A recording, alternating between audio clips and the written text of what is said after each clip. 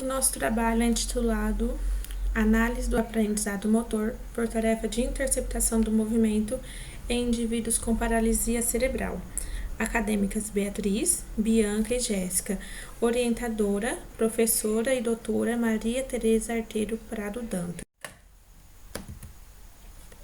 A paralisia cerebral é definida como um distúrbio não progressivo, caracterizada como uma desordem de movimento e postura permanentes, decorrente de encefalopatia adquirida no período gestacional, durante o nascimento e ainda no pós-natal, até os 2 anos, sendo a complicação mais comum em nascimentos prematuros, com uma incidência de 2 a 3 entre 1.000 nascidos vivos.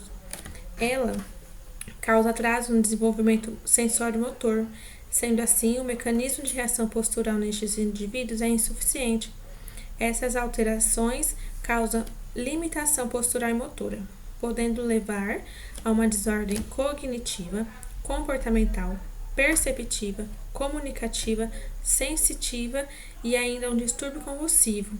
Sendo assim, o indivíduo com paralisia cerebral pode ter seu aprendizado motor afetado. Portanto, o objetivo deste estudo foi analisar o aprendizado motor de indivíduos com paralisia cerebral por meio de uma tarefa de interceptação do movimento em membros inferiores e comparar com superiores, por meio do teleatendimento. Metodologia. Essa pesquisa foi aprovada pelo Comitê de Ética e Pesquisa, segue o número do CAI, e composta pela seguinte amostra, sendo 2 indivíduos para o grupo experimental com idade de 5 a 20 anos com sequelas de paralisia cerebral. E o grupo controle, composto por 2 participantes, pareado por sexo e idade, sendo os 2 grupos por amostra de conveniência.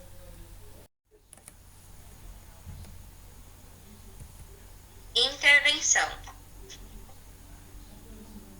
A intervenção desses indivíduos aconteceu por meio do teleatendimento, onde foi utilizados os seguintes instrumentos.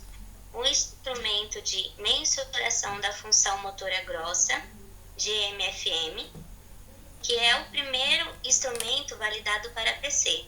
Ele quantifica as habilidades motoras, conta com 5 dimensões que avaliam indivíduos em diferentes decúbitos e ações, com um cálculo de porcentagem final. Quanto mais próximo do 100, melhor. O sistema de classificação da função motora grossa, GMFCS, classifica a função motora grossa do indivíduo com PC nas transferências e mobilidades. Os níveis são do 1 ao 5. 1. Anda sem limitações e 5. Considera que ele apresenta limitações severas.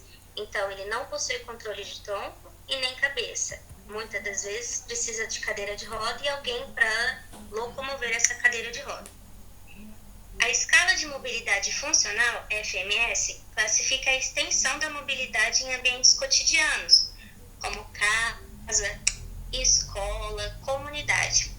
Classifica também 6 níveis, 6 sendo o melhor nível, onde demonstra que ele se locomove independentemente em todas as superfícies, em distâncias com 5 metros, 50 metros e 500 metros. O TUG avalia a mobilidade funcional por meio de tempo, segundos, que ele irá realizar a tarefa. Então, ele deve levantar-se da cadeira, andar por 3 metros, dar a volta e voltar à posição inicial. Quanto menor o tempo que ele utilizar para fazer essa tarefa, melhor é. Melhor mobilidade, melhor equilíbrio e menor risco de queda. O Move Hero é uma realidade virtual não imersiva, o carro-chefe do nosso trabalho, que permite avaliar o aprendizado motor por meio de uma interceptação do movimento. E dentro da nossa pesquisa, o protocolo foi dividido em 2 momentos. Então, no primeiro momento, a gente utilizou a GMFM, a GMFCS,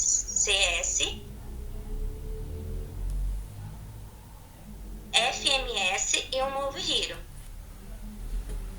No segundo momento, utilizou-se o Move Hero e o Tug, sendo realizado o Move Hero 3 vezes em membros superiores e 3 vezes em membros inferiores. Eu vou falar mais do Move Hero no próximo slide.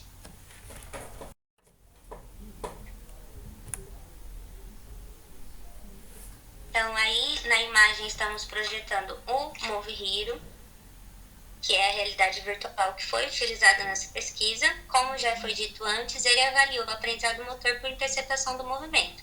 Então, como isso acontece? O indivíduo ele tem que ter uma distância tela-indivíduo, onde consiga ser projetado o avatar dele dentro do jogo, né? E dessa forma irão cair esferas. Essas esferas cairão em 4 linhas imaginárias. Entre essas 4 linhas existem 4 círculos e a bolinha, a esfera no caso, ela vai descer e o indivíduo deve interceptar as esferas quando elas estiverem dentro desse círculo. Elas caem conforme a música, tá? E como foi dito antes, foi utilizado 3 músicas em membro superior e 3 músicas em membro inferior. Mesmo assim, o indivíduo não saiu da primeira fase, continuou. A gente só usou a primeira fase no primeiro dia de protocolo e no segundo dia de protocolo. Então, dessa forma, ele nos dá o erro constante, que é uma tendência que o indivíduo tem em atrasar ou antecipar o movimento. Então, um exemplo, as esferas estão caindo nessa linha imaginária. Ele consegue alcançar as esferas antes ou após. Ou ele nos dá o erro absoluto, que indica a acurácia do movimento. Então, sendo o estimulador da probabilidade do indivíduo em resposta em torno do alvo. Então, quanto mais perto ele pegar essas esferas dentro do círculo, interceptar elas dentro do círculo, maior foi a acurácia dele em realização da tarefa. E o erro variável identifica a precisão do movimento, a consistência em um grupo de respostas.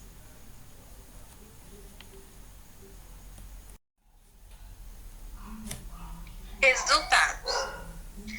Os 2 indivíduos do grupo experimental apresentam leves alterações motoras. A GMFCS do primeiro indivíduo é classificada como 1, que anda sem limitações. No segundo indivíduo é classificado como 2. Anda sem limitações, mas necessita de apoio do corrimão para subir escadas. A FMS, os 2 são independentes em todas as distâncias, de 5, 50 e 500 metros. O TUG, que avalia a mobilidade funcional normal sem risco de quedas. Os 2 têm um TUG aceitável e não apresenta riscos de quedas.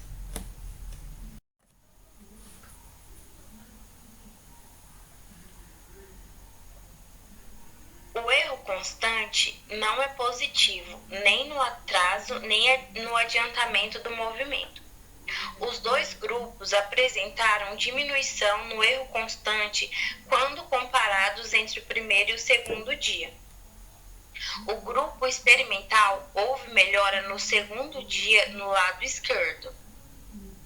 O erro absoluto do grupo experimental apresentou diminuição na média somente quando realizou a tarefa com o membro superior esquerdo no segundo dia.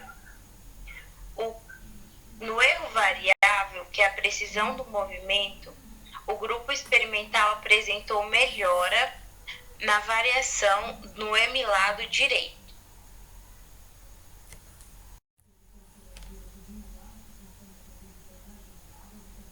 O grupo controle apresentou melhora no segundo dia na acurácia do movimento em ambos os membros e lados. Na precisão do movimento, o grupo controle apresentou maior variável no primeiro dia em relação ao grupo experimental. No segundo dia, o grupo controle apresentou diminuição da variação nos membros inferiores em ambos os lados e membro superior esquerdo.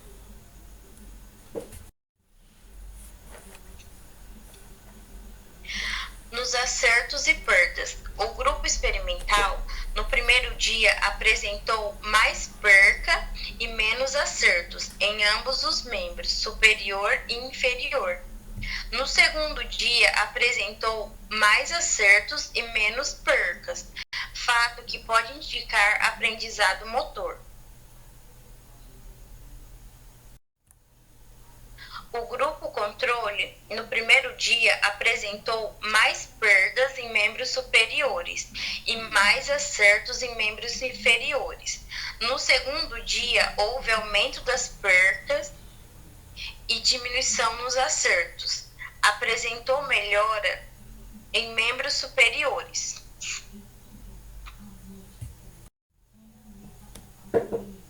Discussão. O tamanho amostral foi pequeno devido à situação socioeconômica que essa população geralmente apresenta e devido ao momento que estamos passando devido à pandemia. Entretanto, foi possível observar melhora no desempenho na tarefa de interceptação destes indivíduos.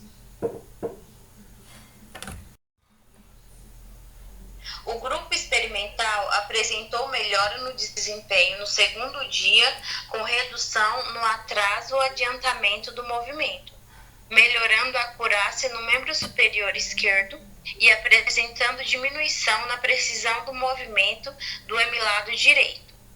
Estes indivíduos diminuíram o número de perdas e aumentou o número de acertos, reforçando assim o efeito positivo da tarefa para o aprendizado motor. Obrigada!